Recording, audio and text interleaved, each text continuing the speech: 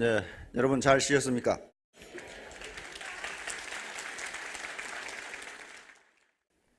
우리 대한민국이 왜 잘 사는가 하는 것을 어제에 이어서 계속하도록 하겠습니다.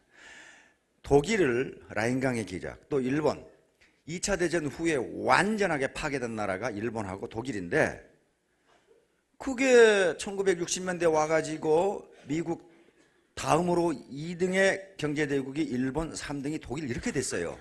그래서 그걸 기적이다 그랬는데요, 그건 기적이 아니에요. 왜냐하면요, 일본과 독일은 1930년대에 벌써 세계 최고의 과학기술 국가예요. 공업국가입니다. 벌써 그 당시에 탱크를 만들고 전투기를 만들고 항공모함까지 만들었어요. 일본이 진주만을 기습할 때 일본 항공모함 2대가 갔거든요. 거기 함재기 300대 싣고 갔어요. 그런데 그 당시 일본이 만드는 전투기와 그 다음에 전함과 항공모함은 세계 최고였어요. 그 정도의 기술을 가지고 있고 공업력을 가지고 있었기 때문에 그 나라들은 부서져도 그러한 파운데이션이 있어요. 펀더멘탈이 있기 때문에 그 나라들이 다시 일어나는 것은 그 당연한 거지, 기적도 아니에요. 근데 우리는 어떻게 했어요? 45년까지 일본의 지배를 받으면서 수탈을 당할 대로 당했지. 그렇죠? 그래가지고 그 당시에요, 45년에 일본이 물러갔을 때 우리나라에 있는 산업 자본의 92%가 일본 자본이었어요. 그게 나가버리는 것 같아요. 빈껍데기 남았어요. 기술자의 거의 대부분이 일본인들이었어요. 왜? 한국인들한테는 기술을 안 가르쳐줬어요. 원래 그게 식민지배 방법이에요. 그런 상태에서 해외에서 계속 징용 갔던 우리 국민들이 들어와요. 그 다음에 북한이 공산화되면서 계속 올라물 해요. 한 200만 내려왔거든요. 그 양반들이 지금 이산가족이 됐죠. 이렇게 되니까 식량 부족. 굶어 죽어요. 굶어 죽어. 그때 미제 밀가루 받아 드셨죠.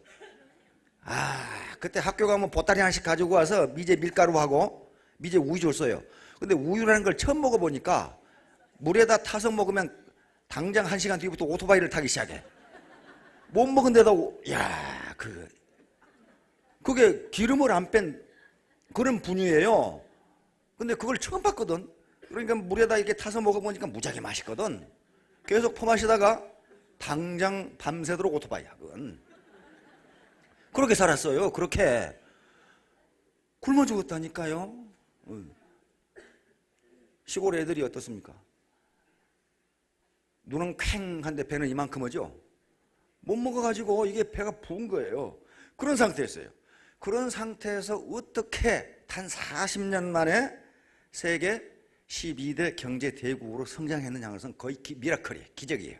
그러니까 유일한 기적은 대한민국 하나밖에 없어요. 중국이 지금 빨리 성장하고 있는데 거기는 이미 세계적으로 산업화가 되어 있는 상태고, 그 다음에 인구가 13억이에요. 그리고 땅덩어리가 우리 100배예요. 우리 100배. 인구가 많지만은요, 인구 밀도는 우리의 3분의 1밖에 되질 않아요. 중국은 워낙 넓으니까. 인구가 우리가 지금 5천만이고 중국이 13억이니까 우리 몇 배입니까? 그래서 중국과 우리를 바로 비교할 수도 없어요. 그래서 오직 기적을 이룬 나라는 대한민국이에요. 대한민국. 그러면 어떻게 그렇게 됐는가? 왜 그랬는가? 우리만 그렇게 생각하는 것이 아니고 세계적인 석학들이 그렇게 이야기한단 말이에요. 그래서 이걸 설명할 방법이 없는 거예요. 거기다가 45년에 해방돼서 5년 만에 또 우리끼리 아주 박 터지게 싸웠어요. 그렇죠? 아무것도 없어져 버렸어요. 아무것도. 아니, 잿더미가 돼버린 거예요. 그래서 1960년대 우리나라 소득 분배 상태를 조사한 게 있어요. 세계에서 가장 공평해. 왜? 전부 다 거지야. 전부 다 거지니까 공평해요. 소득 분배 상태가. 거지 깡통에 페인트 칠했냐 안 칠했냐 그 정도 차이밖에 없어요. 그 상태에서 40년 만에 올라왔어요. 그런데 이 40년 만에 이루어간 성과가 선진국들이 150년 또는 200년 만에 이룬 성과를 40년 만에 이루었어요. 그러니까 어때요? 정신들이 없죠. 정신들이. 제정신들이 아니에요. 완전 미친 거죠. 자, 그러면 이렇게 우리가 기적을 이루었는데 현재 우리 농업의 비중이 한 2.3%, 2.2%. 그리고 우리 관공업, 제조, 공업의 비중이 약 30%입니다. 굉장히 건전한 국가거든요. 그런데 거기에 종사하는 사람은 16%밖에 안 돼요. 그것은 관공업이, 즉 우리 제조업이 점점 자동화되어 가고 있다는 걸 의미합니다. 그리고 노동 전략적, 기술 집약적 기술이 계속 발전되기 때문에 점점 거기에 일하는 사람은 적은데 부가가치 생산은 계속 커지니까 거기에 종사하는 사람은 소득이 높아요. 그런데 농업은요, 현재 농업에 종사하시려고 생각하시면 옛날 캐캐묵은 패러다임으로 해서는 안 되고 그것도 공업화하고 서비스화해야 됩니다. 그 쉬운 일이 아니에요. 그러면 이 중에서 혹시 농업을 내가 해서 성공하시겠다 하시려면요, 땅을 사야 되는데 땅이 만만치가 않아요. 돈이. 누가 그 땅을 살 거예요? 그 땅 사실 돈이 있으면 여기 와서 그러지 마시고 땅 사서 그거 하면 돼요. 그런데 그 구태의하는 방법을 해서는 안 되고요, 완전히 IT 기술을 이용해서 해야 됩니다. 그렇게 하면 돼요. 그런데 그게 쉽지가 않다 그 말이에요. 그 다음에 현재 2차 산업에 취업해서 고부가가치를 생산하고 고소득을 올리려면은 적어도 연식이 40 미만이어야 돼요. 연식이 40이 넘어가면 써주지를 않아요 지금. 그리고 거의 경쟁이 무지무지 심하기 때문에 스트레스 받아 죽어요 거기. 그러면 결국 농업도 안 된다, 1차 산업도 안 된다, 2차 산업도 안 되면 3차 산업에서 생계를 유지할 수밖에 없고 인생 마지막 연극을 펼칠 수밖에 없어요. 이 3차 산업이 굉장히 범위가 넓습니다. 우리나라 지금 76.6%가 거기 지금 근무하고 있기 때문에. 그런데 아직까지 생산성이 낮아요. 거기가 생산성이 낮습니다. 그래서 생산성을 올릴 수 있는 가능성이 충분히 있는 분야가 서비스업이에요. 그걸로 먹고 살아야 돼요. 그래서 정부에서도 고용을 창출할 수 있는 유일한 산업 분야가 서비스업이라고 보고 있습니다. 왜냐하면 현재 농업은, 현재 우리나라 농업의 인구가 약 6.6%인데요 선진국은 3%밖에 되질 않아요. 그러니까 지금도 농업 분야의 인구가 많아요. 그런데 문제는 농업 분야의 고령화, 젊은 사람이 거의 없다. 이게 문제예요. 그러니까 고령의 어르신들이 계시기 때문에 생산성이 낮을 수밖에 없어요. 그렇죠? 낮을 수밖에 없어요. 그래서 거기 가서 젊은 분들이 땅도 좀 살 수 있는 돈도 있고 IT 기술도 있고 그다음에 마케팅 기술도 있고 한다면은 승부를 해볼 수 있는 곳이기도 해요. 농업 분야가. 그러나 그 쉬운 일이 아니에요. 왜? 가장 어려워요. 생명공학이거든요. 생명공학이잖아요. 그리고 식품공학이란 말이에요. 이게 쉬운 일이 아니에요. 공부 무지무지하게 해야 돼요. 그러면 우리 대한민국이 어떤 문화적 기반 위에서 기적을 이루었는가 하는 걸 저는 얘기하는데 그건 자기에게 적용하시기 바랍니다. 우리 집은, 우리 기업은, 내가 했던 기업은, 또는 나는 그렇게 했는가, 나는 기적을 왜 못 이루었는가, 이루었다면은 평균은 되는 거고 이루지 못했다면은 뭔가 좀 부족한 거예요. 그렇죠?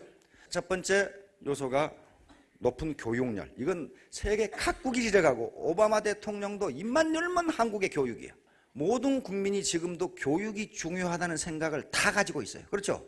이거 무지무지한 겁니다. 아프리카나 그런 데는 그런 생각 없어요. 남미는 맨날 축구 차고 놀 생각만 하지 교육받아야 되는 사람 거의 없어요.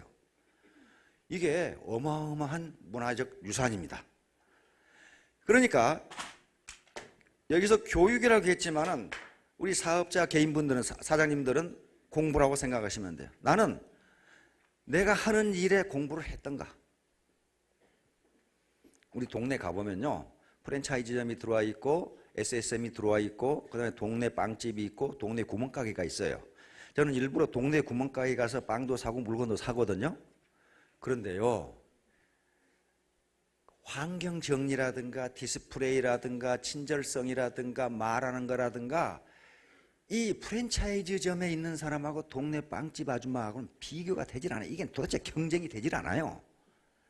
그렇게 지저분하게 해놓고 그 맛있는 빵을 까만 봉투에 싸준다거나, 그 까만 봉투 있잖아요 시장.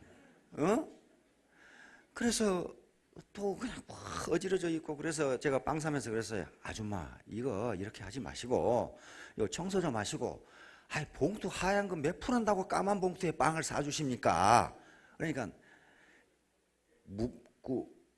그렇게 할 생각은 안 하고 제가 더 잘 알아요 이러더라고. 또 이게 공부가 안 된 거예요. 이게 공부라는 게 무슨 에카데믹 캐리어를 얘기하는 뭐 대학도 그거 아니고 내가 빵 장사를 하면은 프랜차이즈가 들어왔으면은 그 사람들은 도대체 어떻게 하는지 공부를 해야 될 거 아니에요. 따라서 공부라고 하는 것은 무슨 학교를 많이 다닌다, 또 지식을 외우고 많이 있다 그런 게 아니에요. 내가 하는 일에 대해서 전문가가 돼야 된다는 겁니다. 네트워크 마케팅을 하면은 또 장사를 하면은 장사에 대한 전문가가 돼야지 마지못해 해가지고는 성공할 수 없다. 우리 한국은 그래서 초기에 가난했던 시절에 국민들이 교육을 받아야 되겠다고 하는 생각이 있었기 때문에 다른 무엇보다도 시간이 오래 걸리는 게 교육인데 가난했던 시절에 우리 부모들 조상들은 자녀들 교육을 시켜놨다 그런 말이죠. 그게 학자들이 이구동성으로 지적하는 그런 겁니다.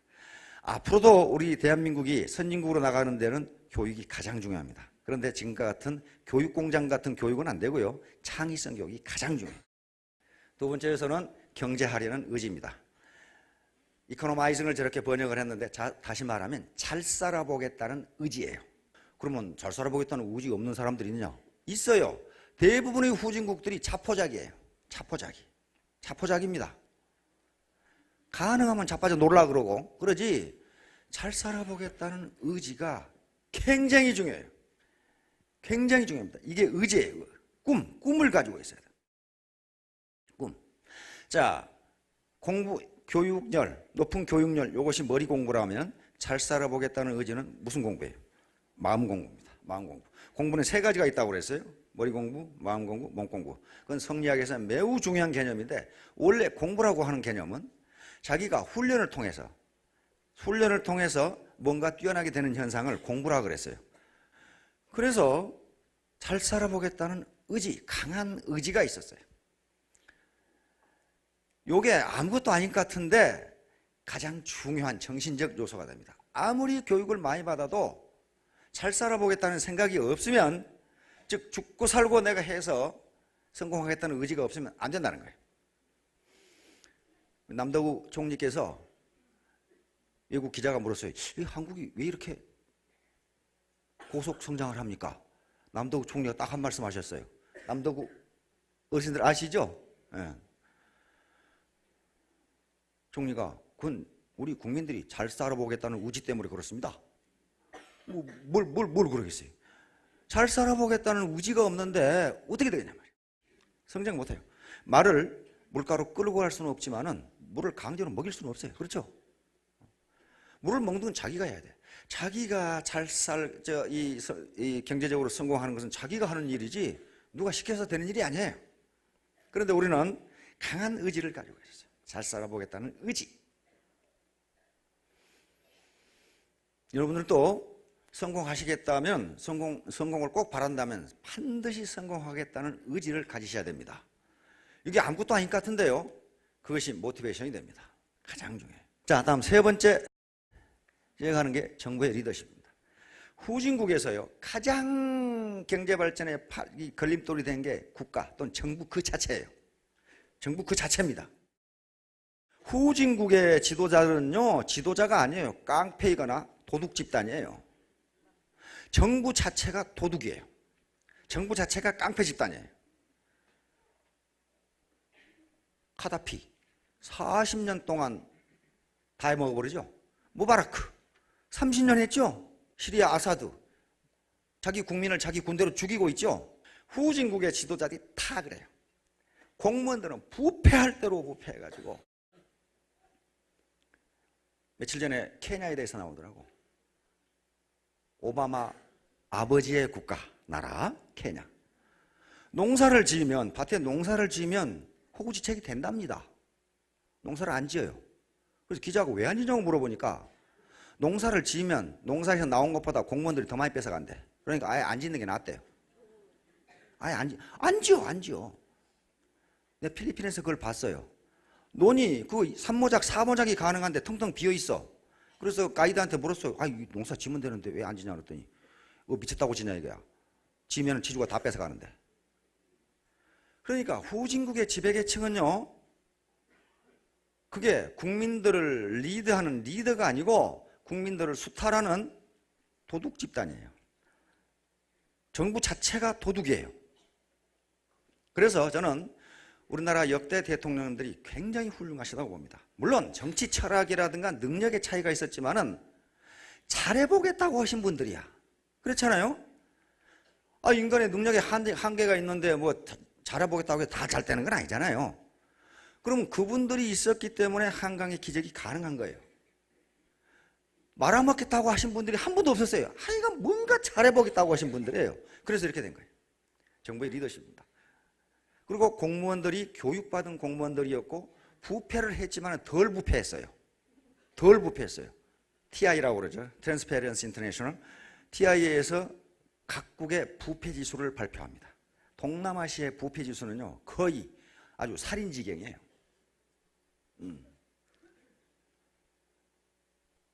188개국을 조사하는데 제일 꼴찌가 북한하고 미얀마 이런 나라들이, 소말리아 이런 나라들. 가장 부패한 나라들이 가장 못 살아요. 근데 우리는 덜 부패하지 않았다는 게 아닙니다. 덜 부패했어요. 덜 부패. 유능했고 정치 지도자들이 그래도 자기 최선을 다해서 뭔가 잘해보겠다고 했고 잘해보겠다고 했어요. 그러나 앞으로 선진국이 되려면은 그것 가지고는 안 됩니다. 우리가 지금 부패지수 40등에 1등이 뉴질랜드, 덴마크, 노르웨이, 스웨덴 이런 나라들이에요. 전혀 부패하지 않았어요. 그러니까 선진국이라고 하는 나라들은 전부 다 청렴도가, 즉 부패도가 굉장히 낮아요. 그리고 못 사는 나라는 부패도 굉장히 높아요. 일반적으로 사회학자들이 특히 이 울콕이라는 사회학자는 제가 다녔던 브라운 대학의 사회학자인데 국가를 4개 정도로 나눕니다. 하나는 붕괴된 국가. 이건 정부의 통치력이 미치지 않는 국가. 대표적인 나라가 소말리아입니다. 이건 군벌과 도둑 집단이 장악하고 있지 중앙정부가 있으나 마나요. 중앙정부가 있어봐야 그 영향력 범위가 중앙청을 벗어나지 못한답니다. 다른 데는 전부 다른 군벌들이 지배하고 있어요. 그러니까 소말리아에서 가장 수지 맞는 산업이 해적산업이랍니다. 해적산업인데 배 타고 와서 총질하고 목숨을 걸고 하는 놈들은 행동대원들이고 그 위에 있는 놈들도 다 뜯어먹어요. 다 뜯어먹어. 그런 것보다 더 많이 뜯어먹는 놈들이 어떤 놈들이냐? 국제 브로커들. 납치된 국가하고 그 군벌의 장군하고 사이를 오가면서 협상을 하는 놈들이 또 다 뜯어먹어. 그런 착시 구조를 가지고 있어요. 그런 국가, 완전히 붕괴돼 버린 국가. 두 번째는 약한 국가. 약한 국가라는 것은 지금 중국이나 또는 러시아나 북한처럼 도대체가 시민사회나 시민단체는 전혀 없고 국가는 엄청나게 부패했고 중국하고 러시아, 북한 같은 경우도 북한은 아예 데이터가 없어요. 데이터가 없습니다. 왜냐하면 깡패 집단이 전부 다 해먹기 때문에 그건 데이터가 없고 러시아와 중국 같은 경우도 굉장히 부패한 나라 중에 지금 속해 있습니다. 이런 국가, 시민단체는 전혀 없고 공권력이 너무 세고 너무 부패한 국가들, 이런 국가. 세 번째는 건달국가 또는 깡패국가라고 합니다. 이건 정부 자체가 도둑인 국가야. 정부 자체가 도둑인 국가. 그래서 이 정부 자체가 도둑인 국가는 국민들을 위해서 뭔가 정부가 서비스를 해주는 것이 아니고 가능하면 국민들을 지 멋대로 죽이거나 살리거나 하고 국민들의 재산을 또는 국가의 재산을 수탈하는 국가, 이것을 로그 스테이트 또는 프레데터리 스테이트, 깡패 국가 또는 건달 국가 또는 약탈 국가라고 합니다. 현재 후진국의 거의 대부분의 국가가 약탈 국가예요. 약탈 국가입니다. 우리도 관료들이 부패합니다. 정치가들이 부패해요. 그렇죠? 부패하는데 우리 언론은 부패했다고 이야기를 합니다. 그런데 일반적으로 그런 깡패 국가에서는요, 부패했다고 얘기를 못해요. 왜? 그 얘기한 놈은 일주일 내에 죽어요. 우리는 누군가가 부패한다 말이에요. 부패하는데 그걸 부패했다고 지적하는 사람이 있어요. 그리고 하늘에 대고 주먹질하는 사람이 있어요. 물러가라고? 그렇게 했다가는 깡패 국가에서는 살아남지 못한다. 그러면 그 국가가 어떻게 선진국이 되겠 못된다고. 그런데 우리는 다행히 그러면서 이 울콕은 발전적 국가 그래놨어요. 이런 국가만이 선진국이 될 수 있다. 그게 국가를 3개 들어놨는데 한국, 일본, 싱가포르 그래놨어요. 미국의 사회학자입니다. 우리나라에 와본 적도 없는 사람이에요. 그런데 이런 국가만이 발전하고 선진국이 될 수 있다. 한국, 일본, 싱가포르 딱 이래서. 그러니까 바로 우리 정부의 리더십이라는 것은 아이고 정부 그놈들 뭐 있어. 그런데 그렇지가 않아요. 그렇지가 않습니다. 그 다음에 해외 저축의 적절한 활용. 이 말이 무슨 말이냐면요. 우리가 투자를 한다는 것은 그의 생산한 것 중에서 소비하고 남은 것 가지고 투자를 합니다. 그렇죠? 근데 지금 호구지책이 안 되는 상황에서 저축이 있을 수가 없어요. 우리 국내 저축이 없으면은 그걸 뭘로 보충해야 됩니까? 국내 저축이 없으면 해외 저축으로 보충을 합니다. 즉 외국 사람들이 그 당시 선진국들이 자기들이 생산한 것 중에 소비하고 남은 것을 우리가 도입해서 쓰는 것, 이것을 외자 도입이라 그래요. 외국 자본을 도입했다 그 말이에요. 국내 자본 가지고는 안 되니까. 왜? 우리는 먹고 살기도 힘들어요 지금. 그러니까 해외 저축을 들어왔어요. 다시 말하면 쉽게 말하면 신문에서 말하는 차관입니다. 차관은 해외에서 해외 사람들이 저축한 걸 우리가 빌려온 게 차관이에요. 그걸 외자, 외국 자본 이렇게 이야기합니다. 그래서 우리 국내 자본이 없으니까 외국 자본을 들여다가 썼어요. 그게 외자 도입이에요. 그러면 그것은 마치 뭐하고 똑같으냐 하면은 기업 경영 능력이 있는 사람이 자기 자본이 없으니까 은행에서 차용을 해서 기업을 성공시킨 것과 똑같은 케이스예요. 그러면 이런 의문이 됩니다. 그러면 외국 자본만 도입하면 다 성공하냐? 천만의 말씀이에요. 알거지된 나라가 많아요. 아르헨티나가 그래가지고 빚도 못 갚고 있고, 북한은 완전히 떼먹었고, 북한 완전히 떼먹었어요. 일본 거 빌려다가. 오스트리아 거, 일본 거, 그 다음에 저쪽 네덜란드 거 빌려다가 다 떼먹어버렸어요. 떼어먹은 게 아니라 할 수 없이 떼어먹었어요. 왜? 줄 돈이 없어. 줄 돈이 없어요. 대부분의 아프리카 국가들은요, 선진국들이 엄청난 원조를 했습니다. 외자를 갖다 줬어요. 근데 지금 그 모양 그 꼴이에요. 남미 국가들요, 굉장히 많은 외자 도입을 했습니다. 그런데 빚을 못 갚아. 그걸 디폴트라고 해요. 디폴트. 못 갚아요. 즉 국가 파산이에요. 그러면 외자 도입을 했을 때 그 외자가 높은 생산성을 발휘할 수 있도록 해주는 조건이 우리에게 갖춰져 있었다. 그런 말이죠. 갖춰져 있었다. 우선 정치 지도자들이 많이 안 떼먹었고, 떡고물은 조금 잘하셨겠죠. 그러나 떡 덩어리를 갖다 먹지는 않았어요. 아르헨티나 그런 데는요, 떡 덩어리를 갖다 먹어버려요. 또 교육받은 국민이 있었어요. 그렇죠? 그걸 감시하는 언론이 있었어요. 지식인이 있었어요. 그리고 경제하려는 의지, 잘 살아보겠다는 의지를 가진 국민, 이런 것들이 있으니까 자본이 없는데 자본이 들으니까 높은 생산성을 발휘하기 시작하는 거예요. 그 우리 자력으로는요, 그 당시에 경제개발할 힘이 없어요. 포항제철. 거기 원래 갯벌이었어요, 저거. 갯벌이었어요. 그런데 돈이 어디 있어? 저걸 찍을 기술도 없고 돈도 없고. 미국 갔다 거절당하고 오셨죠? 저 박태준. 미국에서 거절했어요. 돈 못 빌려주겠다. 왜? 보니까 띄어먹을 게 뻔하거든. 뭐가 있어야지 나라가. 자원이 있나. 뭐가 있나. 아무것도 없는데 돈 빌려달라. 안 줬어요. 그러나 박태준 그 당시 회장은 포기하지 않고 신일본 제철을 물고 늘어지고 대일 청구권 자금으로 그걸 지었어요. 우리나라 정유공장, 맨 처음에 정유공장이 유공이라는 대한석유공사라는 정유공장이었어요. 그게 지금 SK가 됐습니다. SK이노베이션. SK 정유 있죠? 석유 그게 있어요. 박 대통령이 우리도 정유공장을 가져야 된다는 것에 있어서 한이 맺혔어요. 이게 없으면 국가가 경제적으로 독립할 수 없다고 생각했어요.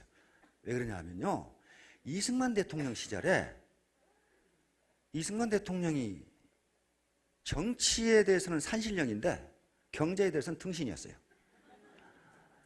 그래서 물가가 계속 오르니까 미국이 우리 환율을 절상하라고 그랬어요. 절상해야 되거든요. 그런데 이 양반은 정치적인 것에는 산신령이기 때문에 그 국가 체면이 말씀이 아니거든. 우리 돈 가치가 떨어진다는 게 안 올렸어요. 안 올리니까 미국이 석유를 끊어버렸어.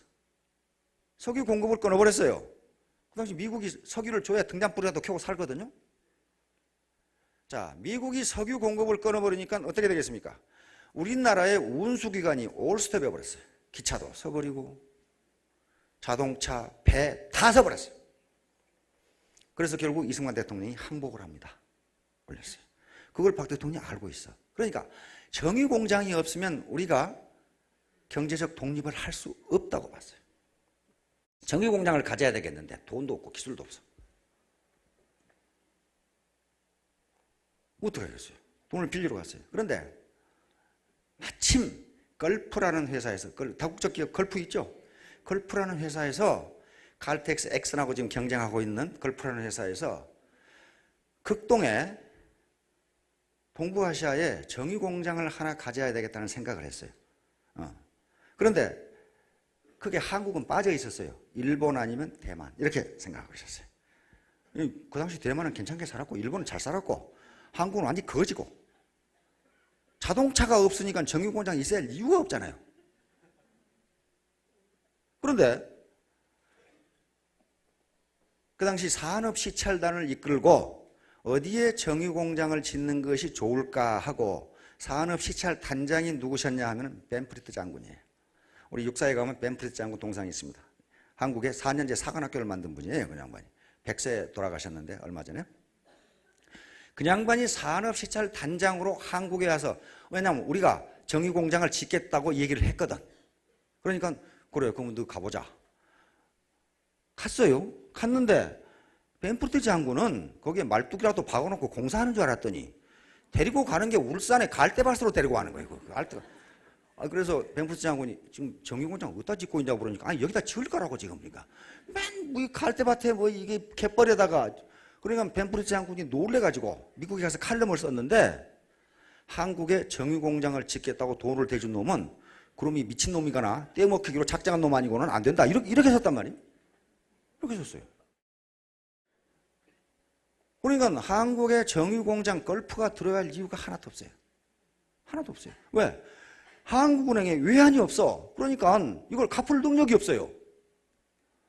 그래서 그 당시 정부가 국가가 보증한 겁니다. 그걸 개인이 보증하거나 은행이 보증해가지고는 안 되겠다 이거야. 왜냐하면 은행이 돈이 있어야 보증을 하지. 아니 거지가 거지 보증서면 그 보증이 됩니까 그게? 안 되지. 그러니까 대한민국이라는 국가가 보증을 하겠다 이거야. 20년 이내에 원리금을 다 갚아주겠다 이렇게 한 거예요. 그러면 걸프 입장에서는 어때요? 손이 없잖아요. 왜? 국가 원수가 그렇게 해주겠다는데. 그래서 그게 들어온 거예요 걸프가. 그래서 처음에 회사 이름이 유공이었어요. 대한석유공사. 그거예요. 석유공사. 그래서 거기서 우리 기술자들 또 어떻습니까? 안 가르쳐주면 눈으로 보고 익히죠? 기술 다 익혔어요. 다 익혀서 20년 만에 완전히 우리가 갖고 정유공장을 지을 수 있는 능력을 갖게 돼요. 거의 기적이죠. 기적이라기보다 깡다구야. 그냥 완전히 그냥 맨바닥에 헤딩하기 식으로 그렇게 했어요. 그런 식으로 우리가 경제하려는 의지 이런 걸 가지고 있었고 전부 다 뭐냐면은 우리 돈이 없으니까 해외 저축을 그렇게 쓴 거예요. 여기에 떼먹은 사람이 없다고 말이에요. 얼마 전에 돌아가신 박태준 우리 회장님 집도 없었죠. 다 기부업해라. 다 기부업해라. 옛날 사랑했던 부하들이 막 울어. 아니 가난뱅이라 가난뱅이. 국가를 그렇게 만들어 놓고 남의 집 하나 있는 거 다 재단에 다 줘버렸어. 사회재단에 다 줘버리고 아무것도 없어. 그런 분들이 계셨어요. 정부의 리더십이에요. 정부의 리더십. 그래가지고 지금 어떻습니까? 광양제철 작년 데이터를 보니까 우리가 조강 생산이 5천만 톤 되는데 이건 세계 5위입니다. 이거 경쟁력은 세계 최고예요. 왜냐하면 다른 국가들이 옛날에 지었거든. 우리는 최근에 지었거든. 그러니까 제일 좋아. 이게 포항제철에 가보세요. 사람이 한 거예요. 사람이. 이놈들은 뭐 하나? 공장이 노나? 안 그래요. 중앙 컨트롤센터 컴퓨터실에 가면 몇 놈 안 넣었어. 요것만 요거하고 이러고 앉았어. 사람이 없어 사람. 최첨단이에요. 그 정도 기술을 가지고 있어요. 그게 해외 저축을 활용한 거예요. 우리 그거 없으니까 갔다가 했는데 비드다가 했는데 그 해외 저축이 높은 생산성을 발휘할 수 있는 기반이 펀더멘탈이 우리를 가지고 있었다 그 말이에요. 다른 나라는 안 가지고 있었어요. 가지고 있었어요. 왜? 교육, 잘 살아보겠다는 의지, 머리 공부, 몸 공부. 자, 다음. 사회적 동질성. 우리는 한 민족, 한 언어, 한 문화, 그리고 가장 중요한 게 종교적 갈등이 없어요. 종교적으로 싸우기 시작하면요, 나라가 커들나요, 이건. 유고슬라비아가 그렇게 깨진 게 종교가 전부 달라. 그리스 정교, 이슬람, 캐토릭. 근데 그거 왜 그렇게 불구 대천지로 싸우는지 몰라. 한 놈이 다 죽을 때까지 싸워. 근데 우리는 그런 게 없었어요. 사회적 동질성이 굉장히 중요한 게요, 국민들이 같은 언어, 같은 문화, 같은 역사, 그리고 같은 동료의식을 갖게 되면 기술의 파급 속도가 엄청나게 빠릅니다. 문화의 파급 속도가 굉장히 빨라요. 서울에서 유행하면 그날 오후에 부산에서 해요. 이게 문화가 다르고 언어가 다르고 종교가 다르면 그렇게 되질 않아요. 다시 말하면 전 국민이 하나의 가치관을 갖는 속도가 무지무지하게 빠르다. 무지무지하게 빠르다. 사회적 동질성이 더 중요한 것은요, 사회적 계층 이동이 가능하다는 거예요. 사회 계급이 없어, 계급이. 너는 귀족, 너는 중인, 너는 천인, 사농, 공상, 이게 없어져 버렸어요. 그게 일제 36년 그리고 6.25 한국전쟁의 유일한 장점이 그거예요. 완전히 사회 계급이 싹 무너져 버렸어. 양반이니 상놈이니 중인이니 뭐 이게 다 없어져 버렸어요. 왜? 죄다 거지거든. 죄다 거지거든. 이게 직간놈이 뭐 양반이라 해가봐야 먹을 게 있어야 양반이고 나발이고 불지. 싹 없어져 버렸어요. 그러니까 어떻게 했습니까? 맨 바닥에서 출발하니까 누구든지 부지런하게 일해서 성공하면 사회 상류 계층으로 올라갈 수 있다는 사회적 이동성이 완전히 보장됐어요. 이걸 소셜 모빌리티라고 합니다. 업워드 소셜 모빌리티. 상류 사회로 올라갈 수 있는 이동성이 매우 커졌어요. 이게 사회적 동질성의 가장 아주 큰 장점입니다. 이쪽에 필리핀이라든가 저쪽에 후진국에서는요, 인도 같은 캐스트 국가에서는요, 지가 백날 노력해도 캐스트를 넘어갈 수가 없어요. 그러니까 안 해요. 안 해요. 인도에 철학이 발전하고 무슨 뭐 가난하게 사는 것이 뭐 신비주의고 그러는데 인도 교수가 쓰는 글을 보니까 그 말도 안 되는 소리 하지 말라면 인도 사람이라고 잘 먹고 잘 살고 싶은 생각이 왜 없겠냐 말이야. 그런데 해봐야 말짱 도로봉이니까 안 난다 그 말이야. 않고 앉아서 이상한 생각만 하고 앉았단 말이야. 서양 사람들 입장에서는 거의 신비주의인데 인도 사람 입장에서는 신비주의가 아니고 차포자기라. 차포자기. 해도 안 된다. 해도 안 된다. 요즘 캐스트가 조금씩 무너지니까 인도가 성장하는 거예요. 소셜 모빌리티, 사회적 이동성, 이건 사회적 동질성, 여기서부터 나온 겁니다. 우리는 우리 역사를 얘기하면 세종대왕, 전부 다 우리 조상이라는 이순신 장군 다 존경하고 그렇게 그런 동질성을 가지고 있었어요. 우리 역사에 대한 자부심 다 가지고 있었단 말이에요. 이게 무지무지해요. 남미라든가 이런 데는 그렇지 않아요. 그 다음에 원정주의, 따뜻한 가슴. 지금요, 영국을 비롯해서 사관에서 폭동이 일어나는데 청년 실업 때문에 그렇거든요. 유럽이 청년 실업이 20 내지 30%라고 그러는데 우리나라 어떤 데이터를 보니까 청년 실업이 50%예요. 1년에 우리나라 대학 졸업하고 나오는 이 신규 노동력이 56만 명인데 금년에 정부가 몇만 명 고용된다고 그랬어요. 28만 고용된다고 그랬어요. 그러면 절반이 안 되잖아요. 절반이 안 돼요. 그러니까 절반이 백수라는 얘기. 절반이 백수인데 폭동이 안 일어나느냐? 원정주의 때문에 그래요. 원정주의. 유교적 원정주의. 다시 말하면 뒷방에 30 먹은 아들이 자빠져서 놀아도, 백수로 놀아도 엄마가 먹여주고 입혀주고 용돈까지 주고 군대 가면 따라가고 다 해줘요. 서양은 18세 되면 독립해야 되잖아요. 집 나가야 됩니다. 18세 때 집 안 나가면 쫓아내버려요. 그러죠? 나 그런 거 봤어요. 미국에 있을 때. 18세가 되면 생일잔치를 근사하게 해줍니다. 가장 크게 해줘요. 18세가 되는 생일잔치를. 왜? 내일 쫓아내야 되거든. 내일 쫓아내야 되거든. 내일 쫓아내서 혼자 살아야 돼요. 그렇게 되면 딸도 쫓아내버려요.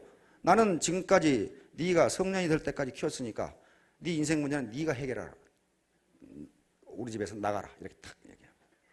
딸이 하소연을 합니다. 2달만 더 있을 수가 없겠느냐. 그럼 부모가 협상을 합니다. 그러면 방세 얼마 줄래? 방세 얼마 줄래? 방세 받아요. 네 밥값 얼마, 방세 얼마, 전기세 얼마, 그다음에 뭣도 따져, 목욕 한 번 하는데 얼마, 이거 다 따져요. 그러니까 거기서는 청년 실업이 생기면요, 폭동밖에는 방법이 없어요.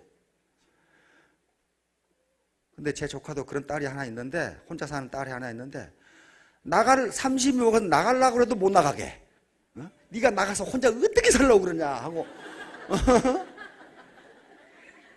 그렇잖아요. 내 지금 그러고 있다니까. 아주 조카나가 지금. 저는 나가겠다고 그러는데 부모는 나도 이놈 가시는데 혼자 나가서 어디 살려고 그러면 나가지 말라고. 응? 그것도 폭동이 아니라 이게 온정주의예요. 그리고 사회보장제도가 전혀 안 돼 있는 상태에서 누가 노인들을 모셨느냐? 자녀들이 다 모셨어요. 서양 같은 경우는 어림서푼하지도 없어요. 서양의 합리주의로서는 이해가 되질 않습니다. 이 온정주의를 우리가 가지고 있었어요. 더군다나 그렇게 사회보장이 안 돼 있는 상태에서 어른들을 모시고 누나나 형님이 공돌이 공순이 얘기를 들으면서 방직공장에서 일해서 동생들을 가르쳤어요. 이런 나라는 지구상에 우리나라밖에 없어요. 이런 나라, 이 온정주의, 요게 무지무지 강하게 작용한 거예요. 사실은 온정주의의 단점도 많습니다. 정신주의라든지 의타주의라든지 그런 것은 극복해야 되지만은 사회가 따뜻하다고 하는 것은 결코 나쁜 가치관이 아닙니다. 나쁜 문화가 아니에요. 이게 점점 없어져 가니까 지금 문제가 되는 거지. 따뜻한 마음을 가지고 박애 정신을 갖는 것은요, 굉장히 좋은 겁니다. 사회 안전망이에요, 그 자체가. 우리는 그걸 가지고 있어요. 그 다음에 근면과 검소. 무지무지 부지런했어요. 이게 이제 몸 공부입니다. 암만 머리 공부가 잘 되고 마음 공부가 잘 됐다 하더라도 게으르면 이건 안 돼요. 게으르면. 경부 고속도로를 보면 이게 도대체 대한민국 사람들은 잠은 언제 자는지 알 수가 없어요. 계속. 서울 순환도로 마찬가지고 그렇게 부지런했어요. 부지런한 국민입니다. 우리는 근면에 대해서 역사적으로 계속 유교에서도 근면에 대해서 높은 가치관을 부여했어요. 게으른 놈은 아주 이게 못된 놈으로 취급했단 말이에요. 그런 가치관을 가지고 있어요. 근면, 부지런하다. 우리가 비행기를 타보면은 그 사람이 미국 사람인지 독일 사람인지 영국 사람인지 불란 사람인지 잘 몰라요. 그렇듯이 서양 사람들도 우리를 보면 일본인인지 한국인인지 중국인인지 잘 모른답니다. 근데 비행기를 타고 한 가지 알 수 있는 점은 비행기가 멈추기도 전에 가방 내리는 사람은 한국 사람이라고 해요. 무지무지 바쁘거든 이거. 무지무지 바쁘거든. 뭔가 지금 어디로 가야 된단 말이지.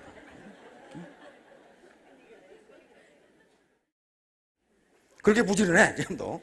그러니까 지금 우리 핸드폰, 휴대폰 같은 거 세계를 석권하는 게 이건 도대체 모델이 얼마나 빨리 바뀌는지 정신이 없어요, 정신.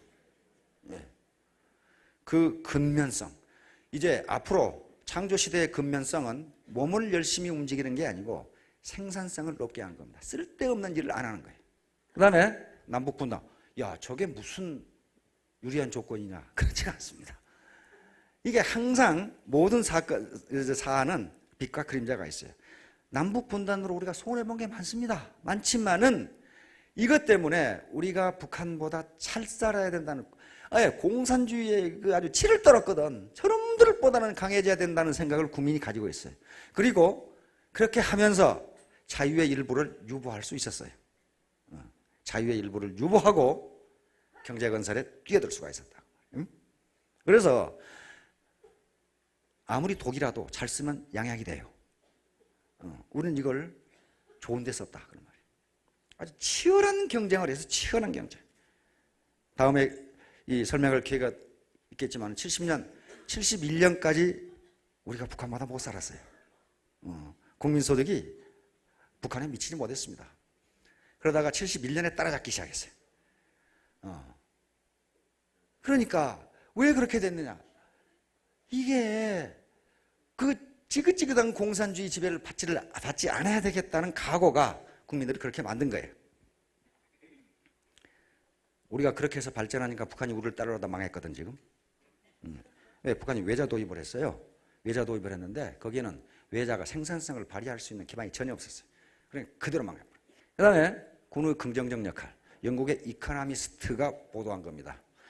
From Rags to Riches라는 카버 스토리가 나왔어요. 거지에서 부유국으로. 이렇게 코리아에 대해서 나왔습니다. 그러면서 군의 긍정적 역할이 매우 컸다는 기사를 계속 쓰고 있어요. 뭐냐면은 그 당시 한국이 농업이 주였는데 거의 70%가 농민이었는데 집단 생활 그리고 조직 생활을 경험해 보지 못한 농촌 청년들을 현대적인 조직, 현대적인 무기, 현대적인 교육을 시켜줬다는 거예요. 그것이 기업을 경영하는 데 리더십이라든가 인내심, 용기, 도전 정신을 길러줬다는 거예요. 저도 소대장 할 때요. 소대장 할 때만 해도 한 분대에 한 소대에 한글 모르는 놈이 6놈 이상 돼요. 한글을 몰라. 그래서 군대가 학교였어요. 한 6개월 가르치면 집에 편 있습니다. 편 있어요. 그러니까 윤석열은 한글을 모르니까 휴가 갔다가 어느 역에서 내려야 될지를 몰라. 한글을 못 읽어요.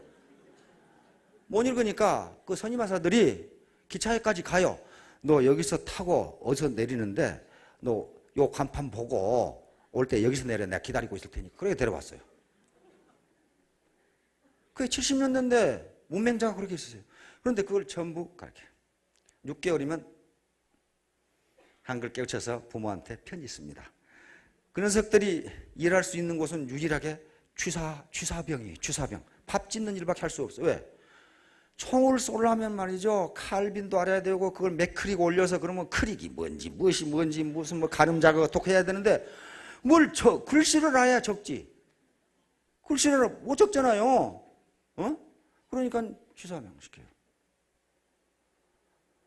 한 6개월이면 전부 한글을 깨우쳤어요. 이런 기강 그리고 조직생활, 현대 무기, 현대 기술 체계를 익힐 수 있었다 이게. 그리고 특히 이코노미스트에서 강조하는 건 병참, 수송, 운전이라든가 또는 통신 이런 기술을 배워온 사람이 많았다는 거예요. 근데 의학 이런 것을 그것이 한국 경제 발전에 긍정적인 역할을 했다. 얼마 전에 일본 교수를 만났는데 우리 군대 갔다 오는 걸 무지 부러워해요. 우리도 군대를 가야 되는데 젊은 놈들이 맥이 빠져가지고 데모도 못한다 이게. 데모도. 우리 데모하는 걸 굉장히 부러워해요. 어이구 한국 젊은이들이 저렇게 패기가 있냐고 말이야. 좀 군대 갔다 와서 저렇다 이거야. 그런 얘기를 해요. 이회수라는 사람이 써놓은 글 보니까 그런 게 있더라고. 군대를 갔다 온 놈은 세상 무서운 줄을 모르고 군대를 안 갔다 온 놈은 하늘 무서운 줄을 모른다. 그래놨더라고. 정말 세상 무서운 줄 몰라요. 훈련을 받으면 극기 훈련이다. 이게 젊은이들을 패기 있고 인내심이 있고 도전정신을 잃었고 그 다음에 집단, 조직 속에서 내가 어떻게 살아야 되는가. 농촌은 조직이라는 게 없어요. 그걸 가르쳐줬다는 거예요. 다음, 한국인의 집단주의적 성향. 여기에 집단주의가 장점과 단점을 다 가지고 있습니다. 그런데 집단주의가 그 거대한 방직 공장에서 일하는 거. 전부 집단주의입니다. 우리 월드컵 때 거리에 나와서 누가 돈 주도 않는데 응원하는 걸 보고 서방 기자가 그렇게 써놨어요. 저건 집단 광기 외에는 설명할 방법이 없다. 완전히 광기라는 거예요. 이게 집단주의 성향이에요. 집단주의. 다시 말하면 집단주의는 나보다도 국가를 먼저 생각했어요. 이게 애국심으로 나타납니다. 애국심으로. 지금 그리스 지금 재정이 거덜나가지고 지금 협상하고 있죠? 협상하고 있는데 그리스 부자들은 밖으로 돈 빼돌리냐고 정신이 없어요. 그런데 우리는 어떻게 했어요? IMF 사태를 맞으니까 결혼 반지까지 다 빼줬어요. 미국 기자들이 미쳤다고 그랬어요. 저놈들이 미치지 않고서 이렇게 못한다 이거. 우리 집단주의적 문화를 이해를 못하니까 그래요. 애국심이 굉장히 강하다. 나이 드신 분들은 국산품 애용이라는 말이 귀에 못이 박혔을 거예요. 국산품이 형편없었거든. 그런데 정부가 국산품을 애용해야 우리 산업이 산다고 그러니까 그거 꾸역꾸역 써줬어요. 그거 거액하는 사람 한 사람도 없어요. 양담배 한 대에 5만 원. 그렇죠, 벌금. 양담배 한 대 피는데 5만 원이었어요, 그 벌금이. 그래가지고 미국의 압력에 의해 가지고 담배 시장 개방했죠. 담배 시장 개방했어요. 그때 미국 대사가 워커 대사, 우리말로 하면 군화 대사예요. 워커 대사가 이제. 양담배 시장을 개방했는데 이제 피워도 벌금 안 매긴다는데 안 피워. 안 피워요. 그래서 워커 대사가 이 상원 청문회에 불려갔어요. 아니, 피지 마라 할 때는 그렇게 피던 놈들이 왜 피라고 그러는데 안 피냐 이거야. 워커 대사가 존경하는 상원 의원님들, 한국인들은 외침을 워낙 받았기 때문에 하지 말라는 것은 하지만 하라고 하는 것은 안 합니다. 그러니까 안 한다고 보채지 마시고 내버려 두면 합니다. 내버려 두면. 한 10년 되니까 양담배가 많이 팔리기 시작해. 내버려 두니까. 애국심입니다. 애국심. 그게 집단주의 성향이 애국심으로 나타났어요. 애국심. 우리 지금 축구 대표팀 피파 랭킹이 45등인가 그러는데 우리 집단 정신을 빼먹어서 그래. 그게 깡다구라고 하는 집단 정신을, 애국심이라고 하는 집단 정신, 일본을 반드시 이겨야 된다는 집단 정신을 집어넣으면요, 그 45등 안 나와요. 4등 나와요. 4등 정도 나올 거예요. 그게. 그래 4강 했잖아요. 그런 묘한 집단 정신이 있어요. 이게 꼭 좋은 것은 아닙니다. 좋은 것은 아니지만은 우리가 경제개발 초기에 이게 같이 한다. 나 혼자 말고 나 혼자 잘 먹고 잘 살고가 아니고 나는 비록 어렵지만 국가가 좀 잘 돼야 되겠다. 내가 희생되지만은 희생을 하지만은 우리 집안이 좀 잘 돼야 되겠다. 이게 전부 집단 정신이에요. 나만 잘 먹고 잘 살면 된다. 바로 이런 정신이 애터미 사업자 여러분들에게도 필요합니다. 나만 잘 먹고 잘 살겠다고 그러면 그럼 그렇게 되면 좋겠는데 그렇게 안 된다 그런 말이에요. 문제는 그렇게 안 돼요. 같이 잘 먹고 잘 살겠다고 그러면 그게 돼요. 그게 우리 대한민국의 기적이었습니다. 기적이었어요. 우리 지금 K-팝이 세계를 지금 막 한류가 코리안 웨이브가 밀려가고 있죠. 그거요. 미국 사람이나 서양 사람이나 일본 사람은요. 그 죽었다 깨나도 우리 소녀시대처럼 못합니다. 그거요. 9명이 5년 이상 연습하지 않고는 그렇게 안 돼요. 집단주의 성향이 없으면요. 절대로 안 됩니다. 서양의 합리주의와 개인주의 그런 사회에서는요. 그렇게 훈련하면 당장 고소당해요. 고소. 안 돼요. 안 됩니다. 안 돼요. 그래서 따라서 해보려고 하지만은 2% 부족해요. 다. 왜? 우리처럼 자기를 희생하는 정신이 없어. 집단을 위해서 자기를 희생하는 정신이 없어요. 그렇게 하면 성공합니다. 이게 우리의 문화입니다. 그러니까 네트워크 마케팅. 여기서도 집단이 같이 살겠다고 으쌰으쌰 하면 다 성공해요. 우리 대표팀이 나만 골을 넣겠다고 옆에 놈한테 볼을 안 주면요. 4강 아니라 예선에서 그냥 다 탈락해요. 저 녀석이 가장 좋은 위치에 있으니까 볼을 패스해주면 그놈이 넣는 거예요. 그러면 우리 팀이 이긴 거지 그놈이 이긴 게 아니거든. 그렇죠? 네, 그런 정신입니다. 네, 냉전과 가트 체제. 이것도 무슨 냉전이 우리하고 무슨 관계가 있냐 그런데 그렇지가 않아요. 45년 전쟁이 끝나고 동서 냉전이 시작됩니다. 저쪽은 소련을 중심으로 한 동구 공산권이 형성되고 코메콘이라고 하는 것이 형성됩니다. 이쪽에 미국을 중심으로 한 서방 세계 코콤 또는 마샬 플랜 또는 여러 가지 체제가 형성됩니다. 그런데 양 진영이 서로 국가들을 자기 편으로 끌어들이기 위해서 무지무지하게 원조를 합니다. 경제 원조를 해줘요. 군사 원조 해주고 경제 원조죠. 거기다가 가장 중요한 것은 자기들 국내 시장은 개방하면서 후진국들이 경제 발전을 하라고 후진국 시장을 막아두어도 그대로 용인해줬어요. 이게 가트 체제입니다. 관세와 무역에 관한 일반 협정이라는 가트 체제예요. 이 가트 체제 내에서 거기다가 또 우리 같은 그 당시 개발도상국에는 일반 특혜 관세 GSP Generalized System of Preferences라고 하는 일반 특혜 관세라고 하는 관세 시스템을 적용해 줘가지고 우리가 미국 시장에 파는 물건에 대해서는 공산품에 대해서는 미국이 관세를 적게 매겼어요. 우리 시장이 많이 팔아라. 그리고 미제가 우리나라에 들어올 때는 높은 관세를 매기거나 행정조치로 못 들어오게 만들었어요. 이것을 냉전이라고 하는 것이 용인하도록 해줬어요. 왜? 자기 편으로 끌어들여야 되니까죠. 끌어들여야 되니까. 소련도 북한을 그렇게 했어요. 그런데 그것이 이제 1960년대에 1970년대 60년대 케네디 라운드, 그다음에 70년대에 도쿄 라운드라고 하는 그 라운드가 있습니다. 이제 가트가 계속 발전하면서 세계 경제가 발전하니까 그때그때 이제 어떤 규약을 맺어 사는데 전부 다 뭐냐면은 선진국들이 후진국의 개발도상국의 경제 발전을 위해서 뭘 해주자? 관세를 낮춰주고 우리 시장을 개방해주자. 그때 마침 우리는 경제 개발을 신나게 하고 있었다 그런 말이에요. 그때 안 했으면 못하겠어요. 못 팔아먹어요. 왜?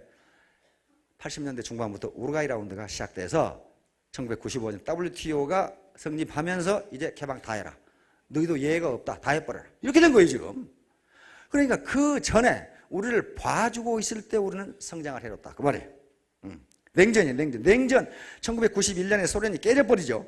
소련이 깨지면서 냉전이 해체돼 버려요. 해체되니까 이제 너희 편 우편 없다. 나만 있다. 이렇게 된 거예요. 냉전 시대에는 정치적 우국을 만들기 위해서 경제적으로 선진국들이 희생을 해줬어요. 그런데 이제 냉전이 붕괴되니까 이제 우리도 좀 잘 살아야 되겠다 이렇게 된 거예요 지금. 그러니까 그때부터는 글로벌이라는 말, 세계화라는 말로 전부 다 개방해라 이렇게 된 거예요. 그때 우리는 힘을 가지고 있었어요 이제. 힘을 가지고 있었어요 1990년대 중반에. 바로 우리는 냉전의 희생양이 됐지만, 한국전쟁이 냉전의 결과거든요. 희생양이 됐지만 그걸 이용해서 성공할 수가 있었어요. 그러니까 세상 만사 세옹지마. 그렇죠? 세옹지마. 그리고 빛과 그림자. 산이 높으면 골이 깊고 골이 깊으면 산이 높은 거예요. 그런데 우리는 그 어려운 냉전 시대에 자유를 일부 유보하면서 집단주의 정신, 온정주의, 그리고 교육, 근면성 이런 것들로 시장을 개방해도 살아남을 수 있을 정도의 힘을 길러놨다 그런 말이에요. 그래서 95년 WTO 체제가 생기고 세계화, 글로벌화가 진행되는데도 계속 올라갔어요. 그 전에 그렇게 안 했으면요 그냥 망하는 거예요. 왜? 선진국하고 경쟁이 안 되잖아요. 그런데 이미 우리의 경쟁력은 미국 시장을 압도했어요. 냉장고. 이제 냉장고 그게 냉장고인지 철덩어리인지 우와 그게. 근데 우리 냉장고 얼마나 절전형으로 만들어요. 왜? 차원이 없으니까 그렇게 만들어서 차원이 없으니까. 미국은 차원이 한없이 있으니까 냉장고인지 이게 쇳덩어리인지 구분이 안 돼. 그러니까 우리가 사는 거죠. 자동차.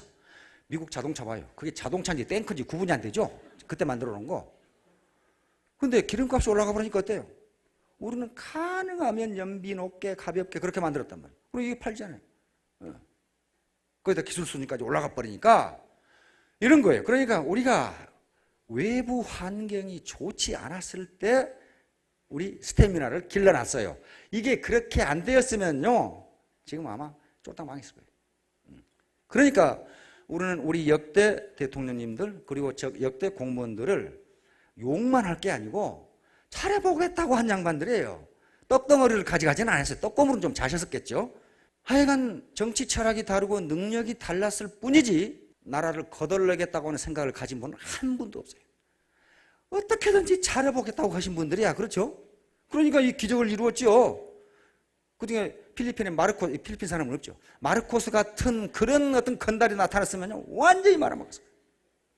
마르코스 계속 헌법 고쳐가지고 혼자 다 했죠. 결국 쫓겨나가지고 죽었는데 마르코스가 대통령 하면서 마르코스가 뺏은 기업이 350개예요. 350개. 통신회사부터 시작해서 항공회사, 철도까지 다 가지고 있어요. 마르코스. 그리고 거기에 국세청이라든가 이런 데는 전부 다 자기 고향 후배들을 집어넣고 마르코스 집안의 기업에 대해서는 세금을 한 푼도 못 매기게 만들었어요. 이게 건달이지 어떻게 대통령입니까 이게. 깡패지. 그렇죠? 그런 건달들이 어디야. 우리는 그런 건달 대통령이 없었어요. 깡패 대통령이 없었다고.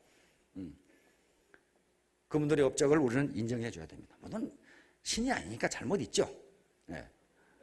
결론적으로 우리가 교육을 받는 것은요 자기 자신을 돌아보라고 하는 겁니다.